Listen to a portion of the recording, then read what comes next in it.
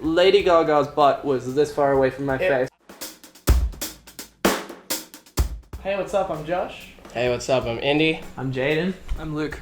And we're with Confidence, and we're here to tell you about that time that we...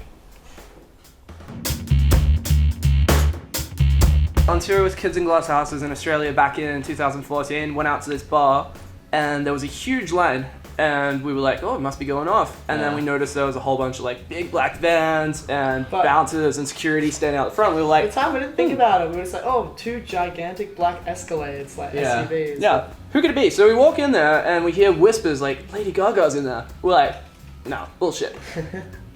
Surely we walk in there and she is standing on top of a bar, surrounded by bodyguards, fucking dancing like crazy. Half naked as well. Half naked. She was just wearing laundry. Mostly naked.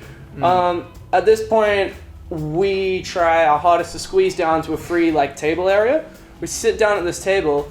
I make direct eye contact with her, kind of smile, kind of have a laugh because it's pretty funny.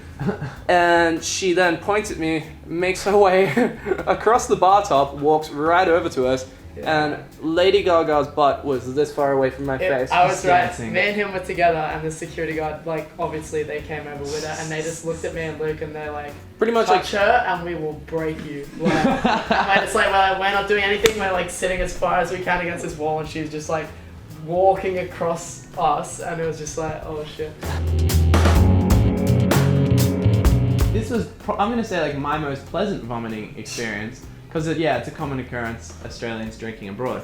But basically, we were in Japan, and us, Rome, cautioners. We were on tour with the One Years, but clearly they went to bed.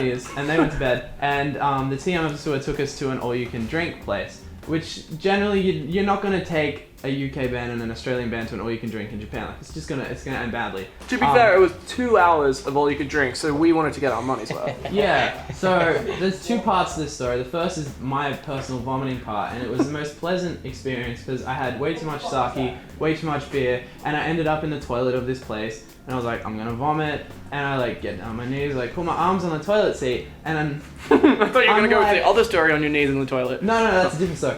It's not a story.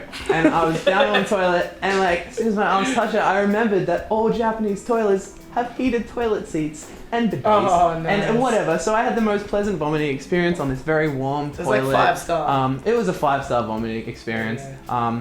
And that was very nice. Can I interject? Experience. But yeah, the second part of the story is when... I was just going to interject. I don't know if you know, but I used that toilet before you and I peed on the seat. You told me. Yeah. It's fine. The heated seat just dried it all off. It was great. Second part of the story is how we accidentally set off a fire extinguisher with Rome in the hotel when we got back. Accidentally. Yeah. How much damage did it cost? I don't know. Like $500. I definitely cleaned up $500 worth of damage. Can I just... And had nothing. Can I clear my name here for a second? Because there's been a lot of discrepancies about that. I happened to find a fire extinguisher in the hallway of this beautiful hotel. And Stumbled across it. It was just him and I, and then Rome in their room. So I thought it'd be a great idea to just present it to Costello from Rome and say, hey man, this would be funny, don't do it. It would be funny, but don't do it. Costello happened to be the most drunk person in the room. Everyone was fucked. He was lapping water from the bidet? I was helping him brush his teeth. With toilet From water. the toilet! The bidet is an excellent water dispenser. And we... Essentially, though, giving a drunken bunch of dudes a fire extinguisher ended not so pleasantly. It wasn't the typical white foam either. It was a thick pink powder that had exploded all over the room, covered it from ceiling to floor in pink dust. They thought a bomb had gone off. They like saw us cleaning it, and all like they just walked up the stairs into the hallway, and like the door was open, and all this dust was just flying out while they were cleaning it. And this dust was like waterproof, like you couldn't towel it up, like it's invincible. It's made to destroy. It's probably made for like electrical fire or something. So couldn't do anything. Shit was lit. Shit was lit. That time we Probably fucked up Rome after- with a fire extinguisher. Yeah, after vomiting on the heated toilet seat, that was it, man. That's like the pinnacle. Yeah. I reckon when we played to 2,000 plus people for Tonight Alive and You Meet Six. That was definitely one. Because There's a few moments. Hey, like.